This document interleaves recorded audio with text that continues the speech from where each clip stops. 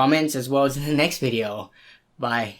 That feels really weird, waving with the left hand. Hey, what's up everyone, Danny here. In this video, we're going to take a look at this power supply that was sent over by Seasonic.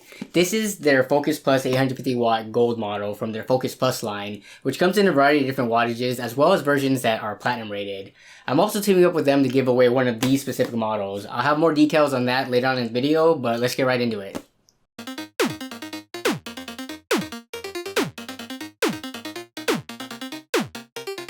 First, I want to make this clear, this is not a review video. The reason is because I don't have the expensive and sophisticated equipment to test power supplies, nor the background in electrical circuits or power supply design to do it diligently. Most power supply reviews on YouTube are more of overviews that go over what's in the box, and they highlight things like the functionality, features, and giving their opinions on it, but the most important information like the detailed performance, voltage regulation and ripple, performance under hot and cold testing, all that stuff is usually handled by the professionals with the dedicated review sites. People over at jonnyGURU, Hardware Secrets, Hard OCP, AnonTech, Tom's Hardware, etc. Of all the review sites, I usually go to jonnyGURU first, and if the unit I'm looking for is not there, then I'll trickle down to the others. But Johnny doesn't actually do reviews anymore. Most of it is done by Oklahoma Wolf, and he's reviewed this model as well as the other wattage variants. If you're interested in the in-depth comprehensive review, I'll have that linked in the description below. But the TLDR version of every review I've seen, not just on jonnyGURU, but across all the reviewers who have gotten their hands on this power supply, is that these are top notch when it comes to quality and highly recommended if it fits within your budget. So that brings up the next topic, how much does this cost? Here's a breakdown of each of the units and their MSRP as of making this video, as well as typical sale and rebate prices, since I'm usually one to take advantage of those. These power supplies aren't cheap by any means, but depending on what you're looking for, they can definitely be worth the money, even for a really frugal person like myself.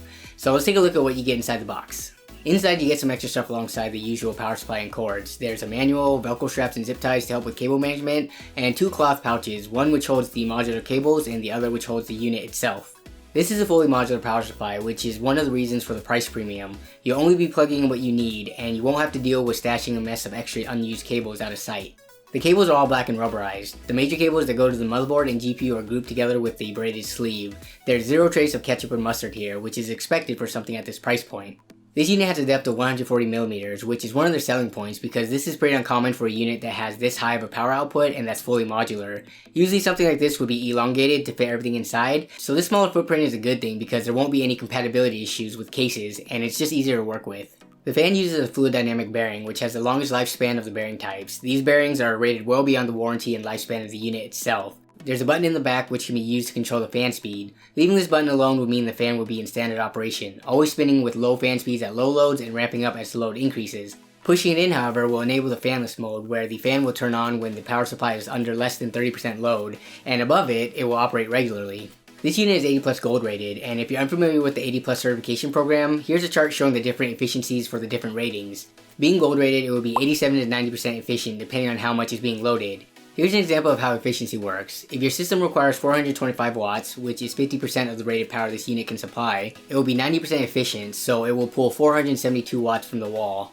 If you compare this to an 850 watt power supply that's only 80 plus rated, which is 80% efficient across the board, that one will pull 531 watts from the wall. That's almost a 60 watt difference. It really depends on where you live as to if this will make a big impact to your electricity bill. Here in Washington State, electricity is pretty inexpensive. As you can see on this table, the cost of powering a 60 watt bulb for 2 hours is only a penny. So in the short term, this 60 watt difference is basically negligible. However, since this unit is expected to last 10 years or more, this will definitely add up. So now we ask the question, who is the target audience of this power supply? I can tell you right now that this is definitely not targeted towards those who are on a super tight budget that are building systems under like $200. This will eat into that budget so fast, and yeah, this is definitely not for you. Put that money towards like the CPU or GPU for the most performance gains. However, for mid-range systems, anywhere from $500 to $600, and even beyond that, I'd say this is well worth it, especially if you find yourself coming in slightly under budget with your total cost and the extra cash you have left over isn't enough for like a more substantial upgrade like better CPU, GPU, or more RAM.